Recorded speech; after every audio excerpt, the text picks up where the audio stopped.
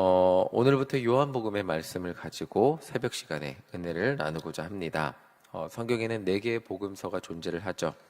그리고 요한복음은 앞에 3개의 복음서인 마태, 마가, 누가 복음서, 그리고 요한복음, 이렇게 4개로 구성이 되어 있는데, 마태, 마가, 누가 복음서는 육신으로 오신 하나님의 아들 예수 그리스도의 모습을 강조하고 있습니다.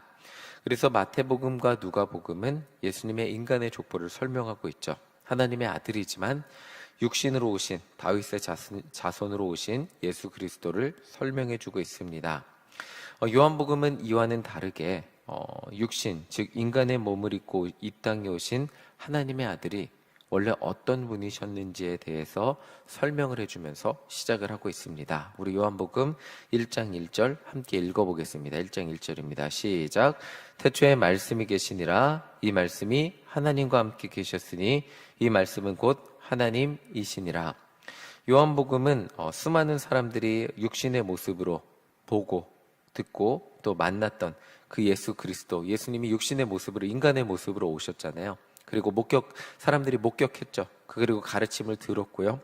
그리고 그 사람들을 치유하시는 그런 기적의 현장, 그런 현장에서도 보고 듣고 경험한 그 예수님. 그런데 사람들의 보는 것에는 한계가 있었습니다. 한계가 왜 있었냐면 예수님도 우리와 똑같은 인간의 모습을 지니고 계셨기 때문입니다. 그러니까 아무리 신성한 모습을 보여주셨다 할지라도 사람들은 오해할 수 있었습니다. 예수님도 우리와 똑같은 인간이 아니었나? 그리고 인간의 모습, 어떤 대단한 모습을 가진, 기적을 보여주었던 인간으로 오해할 수 있었습니다.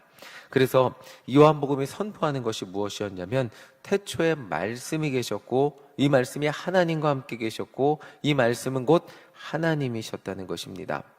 그러니까 예수님은 우리와 똑같은 인간의 모습을 가지고 기적을 행해 주셨던 그 예수님은 어떤 분이셨냐 했을 때 태초부터 하나님과 함께 하셨던 분, 그리고 그 태초부터 하나님과 함께만 하신 것이 아니라 하나님이 말씀으로 이 세상을 창조하셨는데 그 말씀이 곧 예수 그리스도셨다는 것을 우리에게 설명해 주고 있습니다. 그러니까 예수님은 단지 대단한 기적을 일으키신 분이 아니라 세상을 만드신 분, 하나님과 함께 만드신 분, 그러니까 이 세상에 존재하는 모든 것들이 예수님을 통해 지어졌다는 것을 우리에게 설명해 주고 있습니다.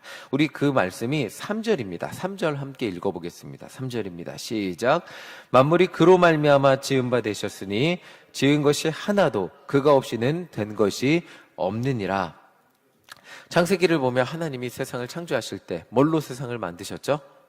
말씀으로 만드셨어요. 인간의 말은 지나치기도 하고요. 인간의 말은 사라지기도 하고요. 없어지기도 하는데 하나님의 말씀은 성경에서 굉장히 중요한 겁니다. 하나님의 말씀이 너무너무 중요해요. 우리가 성경을 그래서 하나님의 말씀이라고 여기고 받아들이잖아요. 그게 살아있는 우리에게 역사하시는 말씀이라고 생각하고 받아들이잖아요. 성경에서의 말씀은 이루어지는 사실과도 동일합니다. 우리가 말이라고 했을 때 날아가는 것이라고 생각하기 너무나 쉽지만 하나님의 말씀은 곧 사실입니다. 왜? 하나님의 말씀은 이루어지지 않는 것이 아무것도 없기 때문에 창세기에서 하나님은 말씀으로 세상을 만드셨어요. 그리고 하나님이 말씀으로 빛이 있으라 말씀하셨을 때 말씀 그대로 되셨고 말씀 그대로 되신 것이 보시기에 좋았습니다. 그게 하나님의 말씀이에요. 하나님의 말씀은 1.1획도 변하지 않아요. 하나님의 말씀은 그대로 이루어지는 사실입니다. 그런데 예수 그리스도가 하나님의 그 말씀이라고 선포하고 있는 것이 요한복음이라는 거예요. 예수 그리스도는 하나님이 세상을 창조하실 때 함께 하셨던 그 말씀이셨고 예수님은 하나님의 창조의 동역자 되셨습니다. 그렇기 때문에 이 세상에 존재하는 모든 것들 중에 그 말씀 없이 지어진 것은 하나도 없었죠. 그러니까 예수님이 이 땅에 오셔서 말씀으로 수많은 기적을 일으키셨어요. 그렇죠? 수많은 기적을 일으키셨는데 그게 단지 하나님이 예수님이 말하면 그래 예수야 내가 너를 통해 너가 말하는 거니까 나의 아들이니까 다 들어줄게. 이것 이상의 차원이라는 것입니다. 하나님은 말씀을 통해 세상을 지으셨고 그 말씀이 이 땅에 오신 것이 독생자 예수 그리스도이시기 때문에 예수님이 말씀하시면 그 안에는 창조의 능력이 있었고 생명을 살리는 능력이 있었고 죽어가는 자를 회복시키는 생명의 구원의 능력이 그 말씀 자체에 있었다는 것입니다. 예수님 말씀 자체에 하나님의 생명의 빛이 깃들어 있었기 때문에 죽은 자가 살아난 거예요. 하나님의 생명의 빛이 깃들어 있었기 때문에 병든 자가 회복된 거예요. 하나님의 생명의 빛이 깃들어 있었기 때문에 사마리아 여인이 생명의 능력을 얻고 구원을 얻을 수 있게 되었다는 것이 이 요한복음 서문에서 시작해요. 우리에게 알려주고 있는 말씀이라는 것입니다. 이 말씀에 그래서 4절을 보면 그 생명의 속성을 말해주고 있어요. 우리 4절 함께 읽어보겠습니다. 시작. 그 안에 생명이 있었으니 이 생명은 사람들의 빛이라. 말씀에 생명이 있었다는 거예요. 말씀은 그냥 말씀으로 그냥 무생물만 창조한 게 아니죠. 말씀으로 그냥 우리의 매일 보는 햇빛, 별, 해와 달과 별 이런 것만 창조하신 게 아닙니다. 하나님은 말씀으로 생명을 창조하셨어요. 말씀 대신 예수 그리스도 안에 생명을 창조하는 능력이 있었다는 것이에요. 복음서를 보면 예수님이 우리가 생각할 때 어떤 대단한 주문, 인도나 이런데 그런 거 보면 대단한 주문과 주수를 외웁니다. 어떤 마술적인 능력을, 그 일종이 굿이죠. 우리나라에서도 굿을 행함으로써 어떤 우리 인간이 가지지 못하는 신적인 어떤 주술적인 능력을 추구하고자 합니다. 부적도 일종이죠. 어떤 그런 신비적인 것들을 주술을 행함으로써 하려고 하는데 예수님은 그렇게 하실 필요조차 없는 분이셨습니다.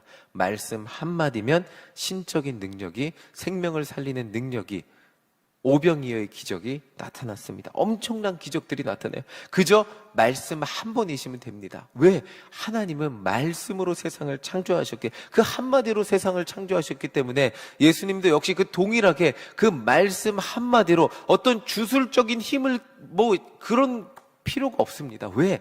예수님은 말씀 한마디로 놀라운 생명의 능력을 이 세상 가운데 나타낼 수 있기 때문입니다.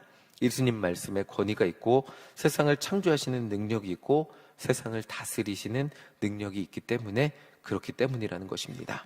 그런데 세상 사람들은 그리고 심지어 하나님의 백성들은 미련하게도 그 세상을 창조하신 하나님을 떠나서 살았습니다.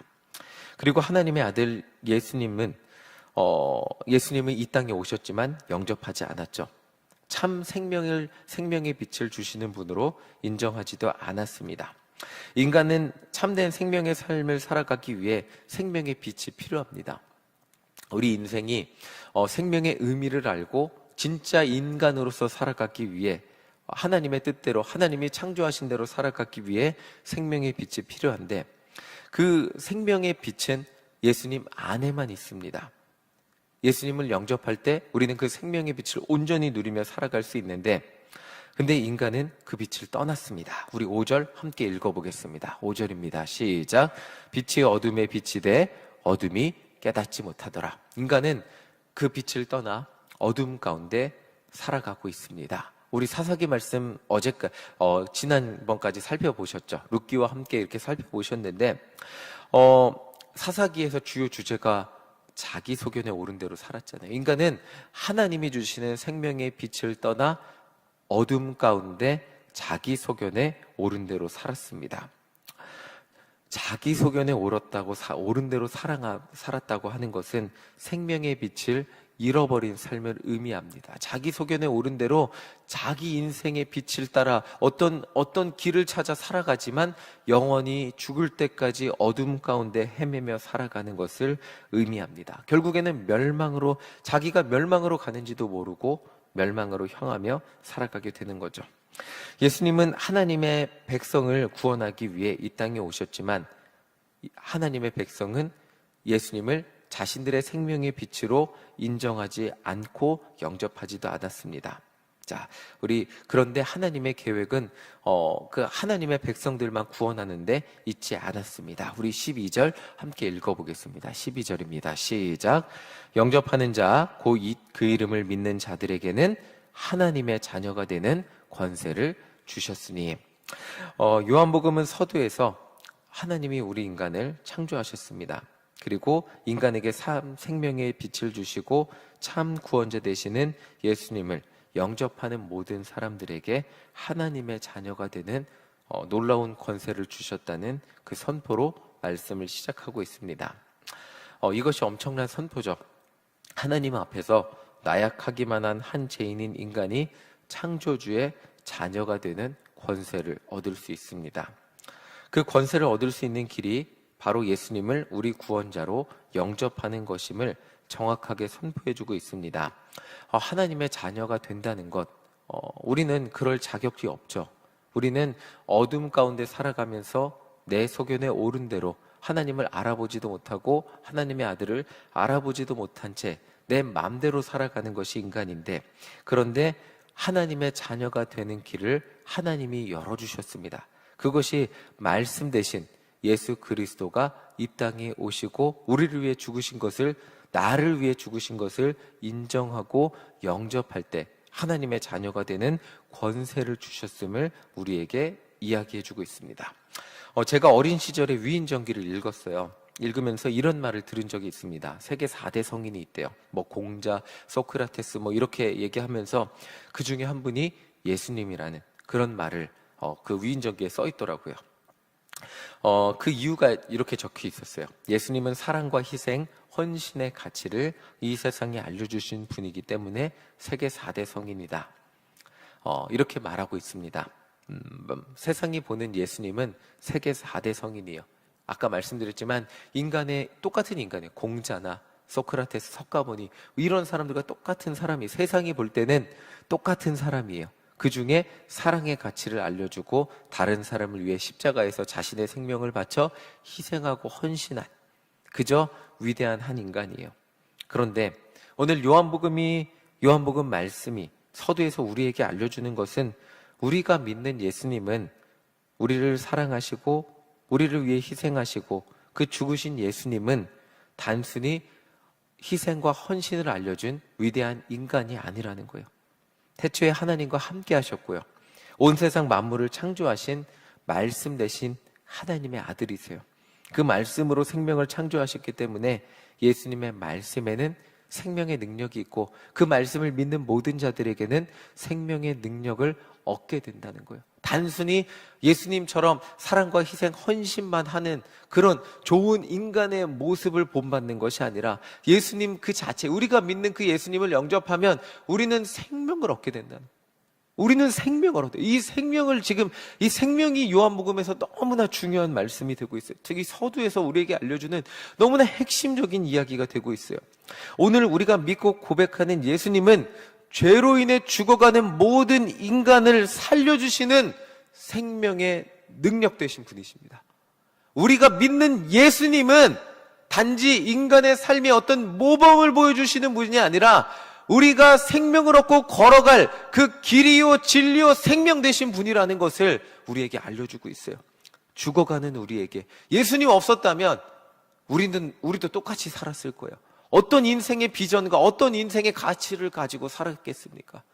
우리도 똑같이 먹고 사는 문제와 생명의 삶의 문제 가지고 그냥 죽지 못해 사는, 먹고 살기 위해 사는, 남들보다 조금 나은 모습으로 살기 위해 사는 똑같은 어둠 가운데 사는 인생이었을 거예요. 그런데 예수님은 생명의 빛을 우리에게 보여주셨어요. 그것보다 나은 삶이 있는 것을 우리에게 보여주셨어요. 그게 예수님의 길이에요. 생명이 생명을 낳는, 우리가 이 땅에서의 예수님을 닮아서 생명이 낳는 그 삶을 살아가다가 영원한 우리의 본향 천국에 가는 그 놀라운 비전을 가지고 살게 해주셨어요. 그것이 예수님이 우리에게 보여주신 생명의 빛이라는 거예요. 하나님의 자녀가 되는 권세를 우리에게 주셨어요. 우리가 예수님을 믿음으로써 얻게 된 생명이 얼마나 값어치 있고 소중한 생명인지 오늘 말씀을 통해 다시 한번 묵상해 보시기 바랍니다. 우리에게 생명을 주시기 위해서 예수님이 죽으셨어요. 그 예수님은 이 땅에 오실 필요가 없었던 모든 세상 만물을 만드신 하나님의 말씀 대신 하나님의 독생자 예수님이셨어요. 그분이 세상을 만드셨잖아요. 그러면 창조자가 인간의 몸 안, 창조물 안에 갇히게 된 거예요. 인간의 고통을 느낄 필요도, 아기의 연약함을 느낄 필요도 없는데 그 아기의 연약한 몸 속에 오셔서 누군가 그 아기를 죽으려고 하니까 그 손길을 피해서 도망치셨고요. 또 피신할 수밖에 없어요. 아기의 연약한 몸을 입고 오셨고요. 그리고 그 인간의 연약한 몸을 입고 오셔서 인간의 배고픔을 함께 느끼셨고, 인간의 연약함을 함께 느끼셨고, 최종적으로 십자가에서 인간의 몸을 입고 죽음의 고통을 느끼셨습니다. 고통을 느끼실 필요가 없는 분이 이 땅에 오셔서 고통을 느끼셨습니다. 왜? 우리에게 생명의 빛을 주시기 위해서. 우리가 얻은, 지금 우리 마음속에 느껴지는 그 생명의 빛의 값어치를 오늘 다시 한번 묵상해 보시는 우리 모두가 되시기를 간절히 소망합니다. 나를 살리기 위해 희생하신 그 생명이 얼마나 값어치 있는 것인지 묵상해 보시고, 그리고 그 생명의 빛이 소중히 여기며 살아가는, 정말 나에게 주신 그 생명의 빛이 얼마나 무겁고 값어치 있는 것인지 우리가 정말 절실하게 깨달아질 때 우리는 절대로 인생을 쉽게 살 수 없을 것입니다. 우리는 절대로 인생을 편안하게 살 수 없을 것입니다. 우리는 절대로 인생을 내가 구원받은 것이 당연하게 여기지 못할 것입니다. 왜? 예수님이 나를 위해 이 땅에 오셨기 때문입니다. 대통령만 우리 교회 와도, 구청장만 우리 교회 와도 난리가 나는데, 구청장님 오셨습니다 하고 수행하는 사람이 너무너무 많은데, 하나님이 세상을 창조하신 그 말씀 되신 예수님이 이 땅에 오셨어요. 그리고 나를 구원하기 위해 심지어 죽어주셨어요. 얼마나 대단하십니까? 세상에 아무도 제 이름 마정훈이라는 사람은 아무도 모르거든요. 근데 그분이 마정훈을 기억하고 마정훈을 살리기 위해 십자가에서 죽으셨어요. 그리고 너무나 놀라운 것은 그 마정훈을 위해 죽은 그 생명의 빛이 오늘 제 안에 살아있어요. 그 생명의 빛이 내 안에 살아있음으로 인해서 그 감격과 은혜와, 오늘도 기도할 때 내가 하나님을 아버지라고 부르며 하나님의 자녀가 되는 권세가 뭐냐면요, 오늘도 저는 여기서 기도하면서 하나님을 아버지라고 부르면서 기도할 수 있어요. 놀랍지 않으십니까? 세상을 만드신 하나님이 내 아버지가 됐어요. 내 아버지가 됐어요. 그 아버지라고 부르면서 기도할 때 세상을 만드신 그 하나님은 아버지라고 부르며 기도하는, 아무도 저를 몰라주는데 제가 아버지라고 부를 때 하나님은 제 기도에 응답하시고 오늘도 들어주시고 나와 함께 하시고 나의 인생 가운데 하나님의 놀라운 능력으로 응답하시는 것을 경험하며 살게 하셨어요. 그 하나님의 자녀가 되는 권세를 주신 예수님을 묵상하며 오늘도 기도하며 나아가는 우리 모두가 되시기를 간절히 소망합니다. 아멘.